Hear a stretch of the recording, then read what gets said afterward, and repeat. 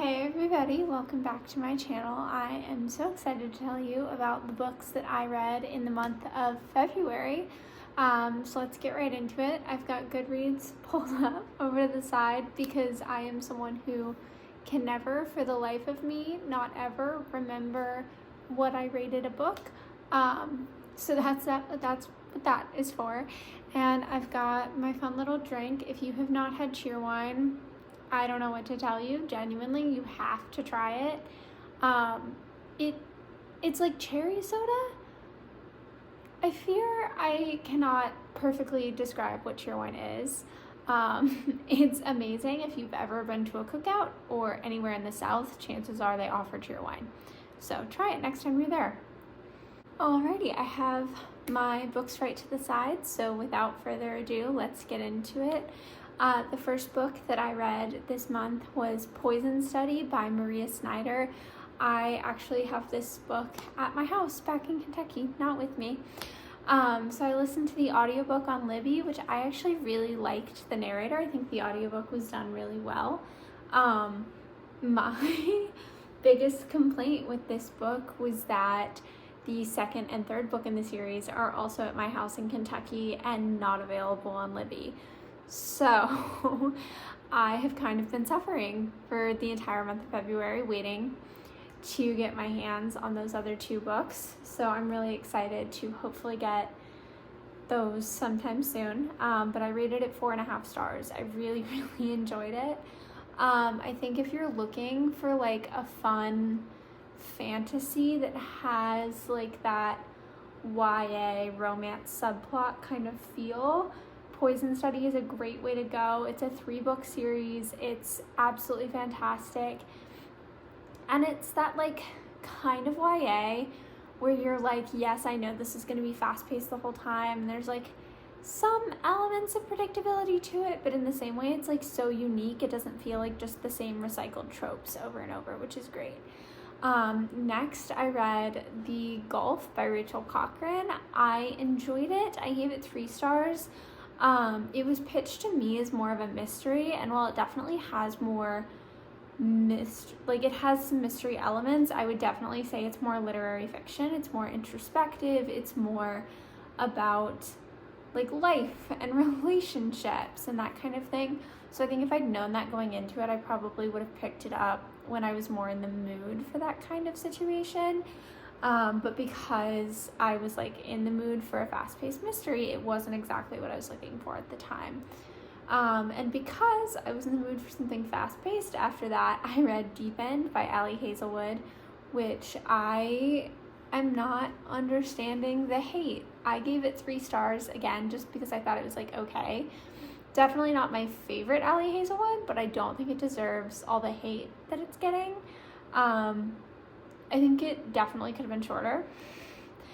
I hated Penelope. That's my stance on that. I hated her.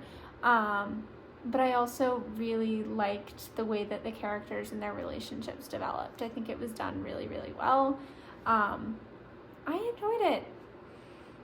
Sue me, I guess, because that's not a very popular opinion, but I really liked it. After Deep End, I read The Last Hour Between Worlds, which is a sci-fi romance type situation.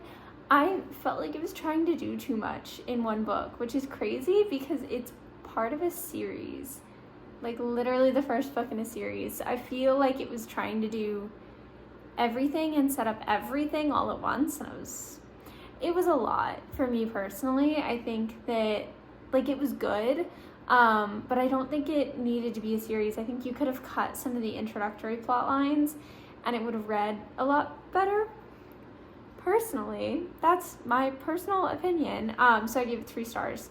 But I did enjoy it. And then I read a little Snoopy comic book, like a book full of Peanuts comics, just because, why not? My mom sent it to me for Valentine's Day.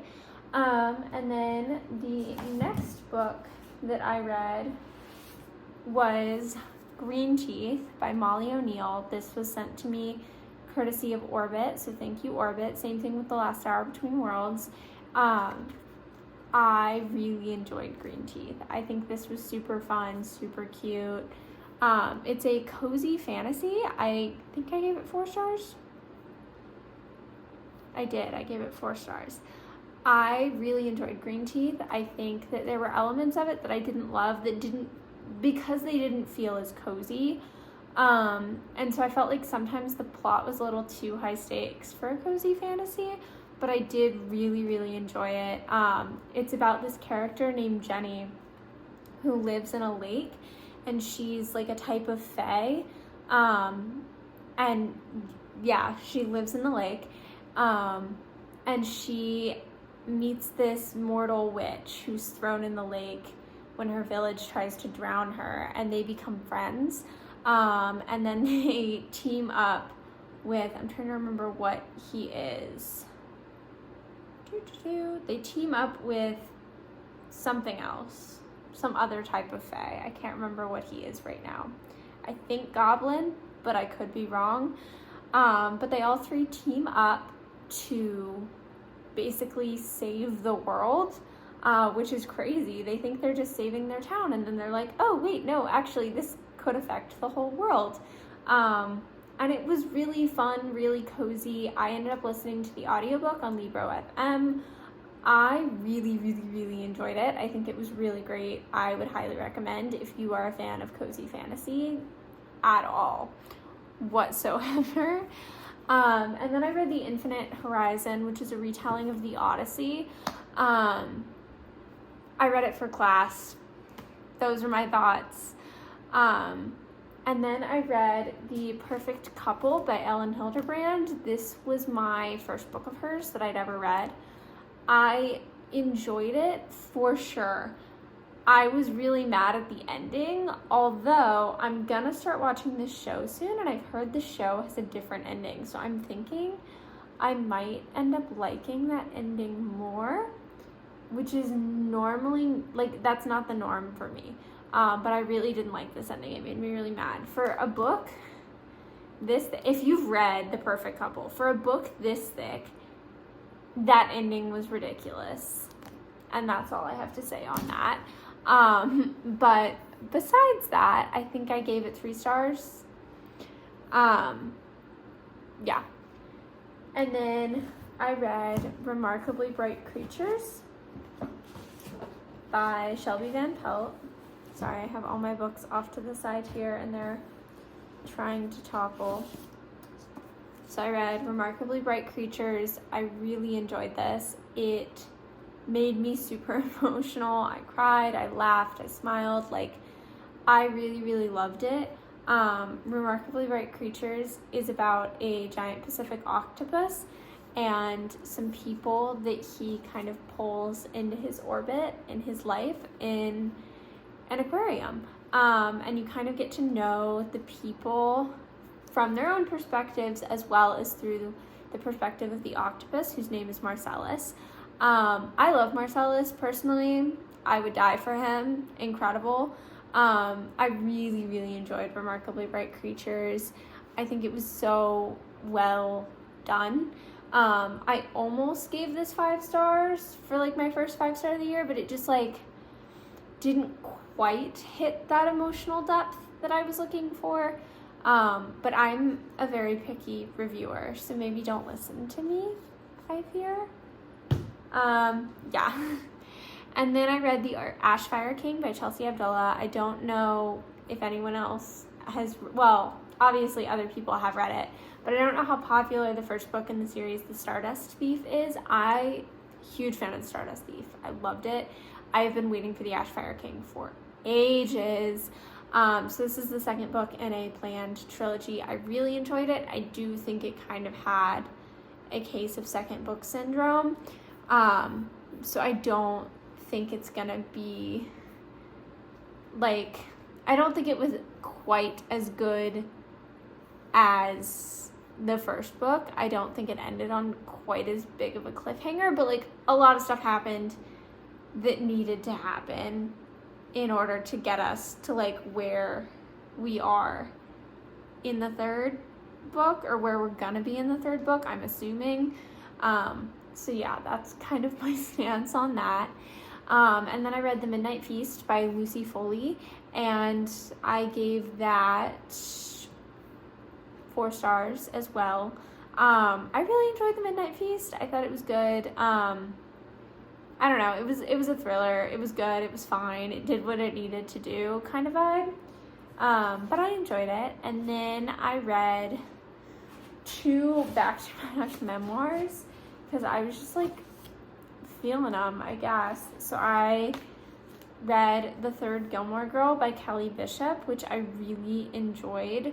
I would say if you're looking, like, from the title, if you're looking at it to be just a story about her time in Gilmore Girls, this might not be the book for you. I really enjoyed it personally.